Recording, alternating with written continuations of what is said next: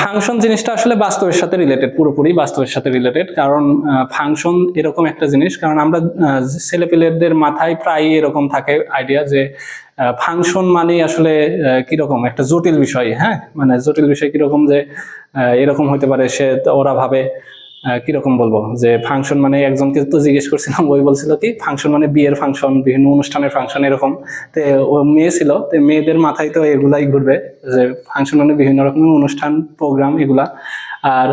আর একটা ছেলেকে জিজ্ঞেস করছিলাম বা আর একটা মেয়েকেও জিজ্ঞেস করছিলাম, ওরা আবার বলছিল এরকম ভাবে ফাংশন মানে, তো আমার মাথায় বিভিন্ন রকমের প্রোগ্রামিং ঘোরে ফাংশন কথাটা শুনে। তারপরে বিভিন্ন রকমের গেমিং ঘোরে, যে এটাও একটা ফাংশন রিলেটেড।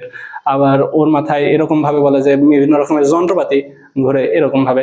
তো এইখান থেকেই আমি ওদেরকে বুঝলাম যে তাহলে ফাংশনটা যেহেতু ওরা এরকম ভাবে বলে, তাহলে ওই রকম ভাবেই একটু চিন্তা করি, যেহেতু ফাংশন বাস্তবের সাথে রিলেটেড।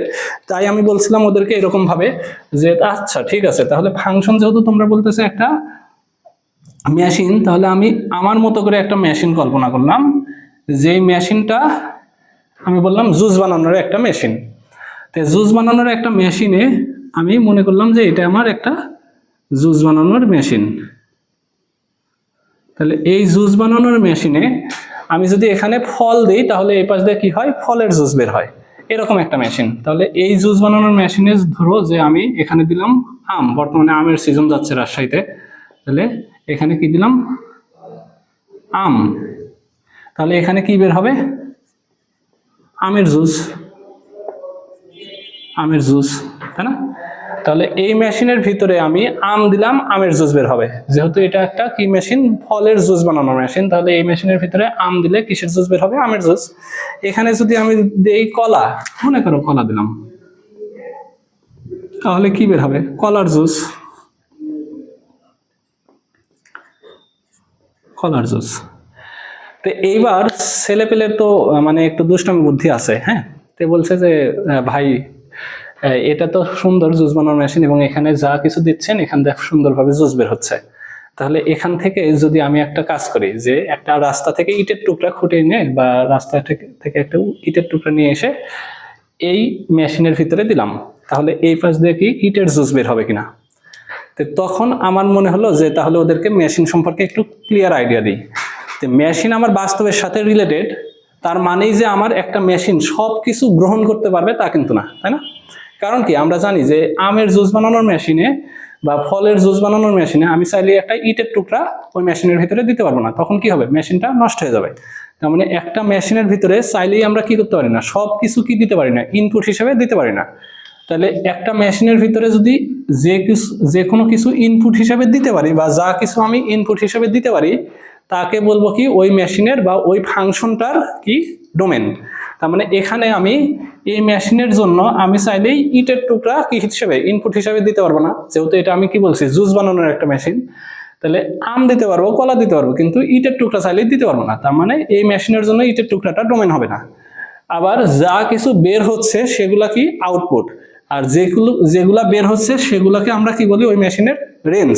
তো ডোমেন রেঞ্জ নিয়ে আমি বিস্তারিত ইনশাল্লাহ আলোচনা করব। তার আগে আমি মেশিনটা সাজাই নিই একটু। হ্যাঁ, যেহেতু এটা একটা মেশিন, তো এই মেশিনটাকে যদি গণিতের মাধ্যমে প্রকাশ করি তাহলে কি হবে।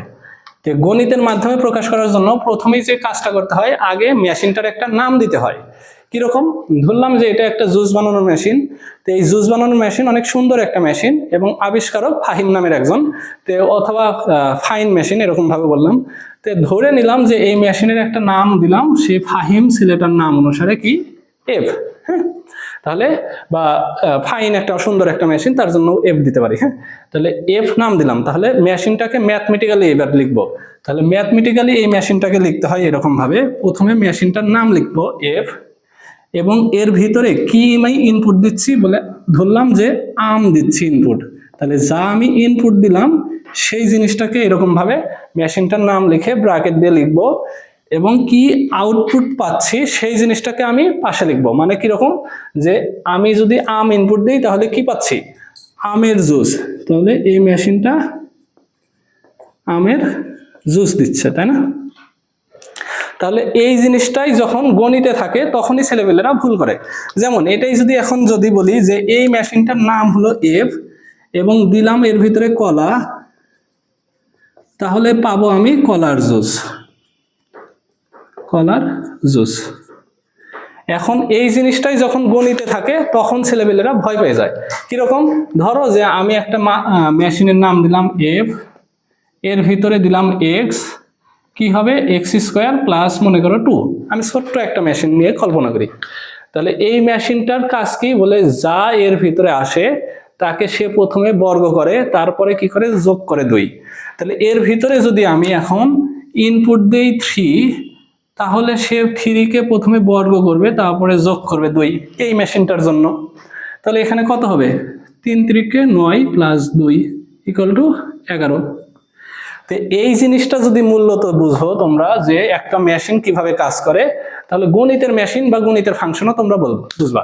এখন এখানে এফ না থেকে যদি থাকে জি, ভয় পাওয়ার কোনো কারণ আছে? এটা তো একটা মেশিনের নাম জাস্ট।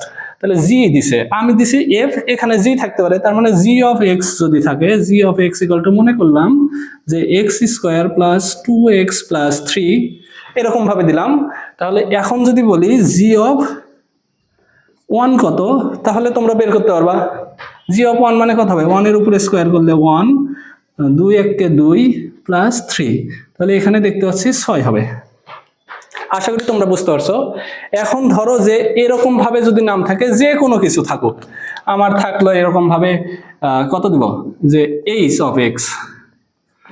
এইচ দ্বারা ভয় পাওয়ার কারণ আছে? আমরা তো জানি এটা কি একটা মেশিনের নাম। তো মেশিনের নাম হাতি ঘোড়া যা কিছু থাকতেই পারে। আমি দিলাম এক্স কিউব বা x square plus 2 divided by x square minus 1, এরকম ভাবে দিলাম। এইবার যদি বলি যে এই মেশিনের কাজ কি, এই মেশিনের ভিতরে আমি অন্য যে কোনো একটা কিছু দিয়ে দেখি। তাহলে এইচ এর অফ কত দিব? আমি ধরলাম 2 দিব। তাহলে এইচ অফ 2, তাহলে কত হবে একটু দেখি। তাহলে 2 দিলে পরে এখানে কি হবে? প্রথমে উপরে কি করবে? 2 এর উপরে স্কোয়ার করবে, যোগ করবে কত? 2। তাহলে 2 এর উপরে স্কোয়ার করলে কত হবে? 4 প্লাস 2। আবার এখানে কত হবে? 2 এর উপরে স্কোয়ার করে বিয়োগ করবে কত? 1। তাহলে 2 এর উপরে স্কোয়ার করলে 4 মাইনাস 1। তাহলে উপরে দেখতে পাচ্ছি কত? 6 আর নিচে কত? 3। তাহলে এটা কত হবে? 2। তো এই জিনিসটা যদি তোমরা বুঝে থাকো যে আমি যে জিনিসটা দ্বারা বুঝালাম যে বাস্তবের সাথে রিলেটেড হয় কিভাবে, তো সেই জিনিসটার আলোকেই কিন্তু একটা মেশিন কাজ করে। কারণ মেশিনের ভিতরে আমি চাইলেই সবকিছু ইনপুট হিসেবে দিতে পারবো না। এখানেও আমি দেখা যাবে যে এখানে আমি ইনপুট হিসেবে 1 দিতে পারছি না, কারণ 1 দিলে পরে কত হবে? এক্স নট ইকুয়াল টু 1, এটা সাইডে বলে দেওয়া থাকবে। কারণ এক্স এর মান 1 বসালে এখানে কত হবে? এক্স এর মান 1 বসালে দেখা যাবে যে এই মেশিনটা আর কাজ করবে না। যেমন আমি এখানে ইটের টুকরা যদি দেই, তাহলে এই মেশিনটা বাস্তব লাইফে কাজ করে না। এখন কেন কাজ করে না সেটা যদি বলি, তাহলে কি কোনো কিছুকে 0 দ্বারা ভাগ করা যায় না, এই কারণে কাজ করে না। এখানে বাস্তব লাইফের কোনো কিছুকে 0 দ্বারা কি করা যায় না? ভাগ করা যায় না। তো এখানে যদি 1 বসাই, তাহলে দেখা যাবে যে নিচে আমার কি আসে? 0 আসে। এই কারণে এই মেশিনটা তখন কাজ করে না। তো এই জিনিসটা একটু মাথায় রাখবা যে এই রিলেটেড অঙ্ক আমরা সামনের দিনে ইনশাল্লাহ সলভ করব। আশা করি তোমরা এই জিনিসটা অন্তত বুঝতে পারছো। তো আজকে এই পর্যন্তই। একটু দুষ্টামির ছলে হোক আর যে কোনো কারণেই হোক তোমাদের সাথে মজা করলাম। তো এটার জন্য কিছু মনে করবে না, কিন্তু মূল কথা হলো কি আমাদের এই ফাংশনটা বোঝানো এবং অন্যয় বা রিলেশনটা গণিতের আলোকে বোঝানো ছিল আমাদের মূল টার্গেট। তো আশা করি তোমরা বুঝতে পারছো। ইনশাল্লাহ সামনের দিনে দেখা হবে। আসসালামু আলাইকুম।